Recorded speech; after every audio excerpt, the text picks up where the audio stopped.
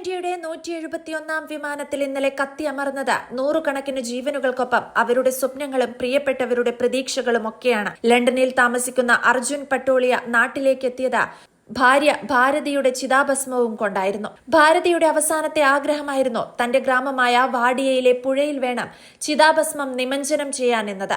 പ്രിയപ്പെട്ടവളുടെ അന്ത്യാഭിലാഷം പൂർത്തിയാക്കാൻ അർജുൻ നാട്ടിലേക്ക് വിമാനം കയറി. ലണ്ടനിലെ വീട്ടിൽ 8 വയസ്സും 4 വയസ്സും പ്രായമുള്ള തന്റെ 2 പെൺകുട്ടികളെ ബന്ധുക്കളെ ഏൽപ്പിച്ചാണ് ഭാര്യയുടെ ഓർമ്മകളും പേറി അർജുൻ ഗുജറാത്തിലേക്ക് വന്നത്. എന്നാൽ തിരിച്ചുവരവില്ലാത്ത ഒരു യാത്രയാകുമതെന്ന് ആരും കരുതിയില്ല.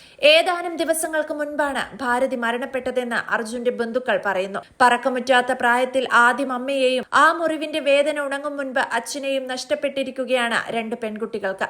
ജൂൺ ആദ്യം വാഡിയയിൽ ഭാരതിക്കായി ഒരു അനുസ്മരണ പരിപാടി സംഘടിപ്പിച്ചിരുന്നു. അതിനുശേഷം ചില മരണാനന്തര ചടങ്ങുകൾ പൂർത്തിയാക്കുന്നതിനു വേണ്ടി അർജുൻ നാട്ടിൽ തുടർന്നു.